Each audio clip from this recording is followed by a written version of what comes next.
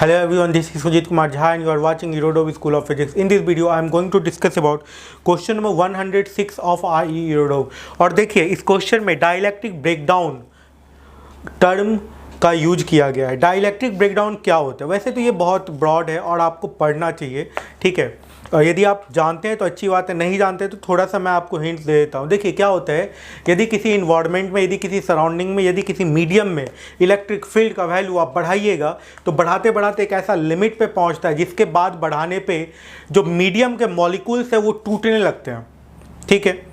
और टूटने के कारण जो ये टूट रहा है ना, that is called break down. वो टूटते क्यों हैं? क्योंकि वो इलेक्ट्रिक फील्ड को घटाना चाहते हैं, ठीक है।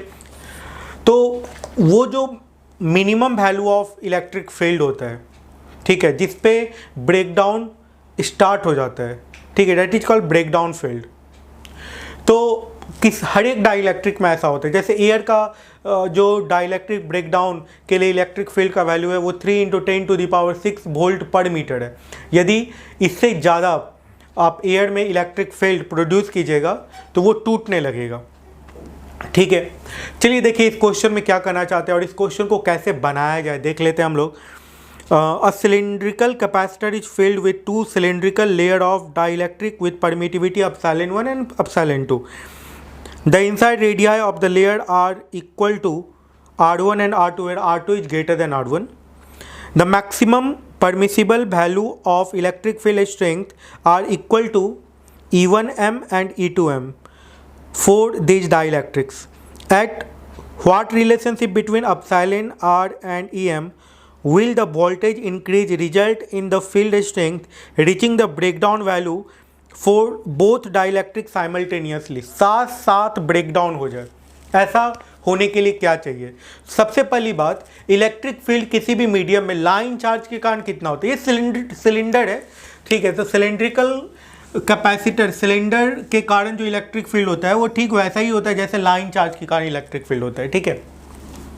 तो इसके कारण जो यहाँ पर जो इलेक्ट्रिक फील्ड होगा, ठीक है, वो यदि आप इसके लीनियर चार्ज डेंसिटी को लैम्डा मान लेते हैं तो ये 2k λ/r होगा, या आप लिख सकते हैं λ/2πε0 r होगा, ठीक है। ये इलेक्ट्रिक फील्ड होता है, ऐसा कुछ होता है।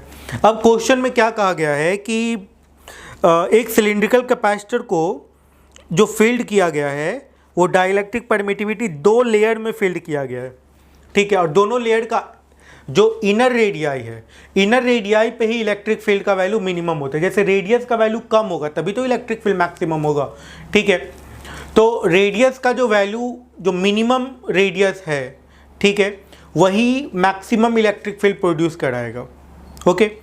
तो फर्स्ट केस में जिसका परमिटिविटी ε1 है, उस केस में जो इलेक्ट्रिक फील्ड का मैक्सिमम वैल्यू होगा, ठीक है, जैसे ये मान लीजिए कि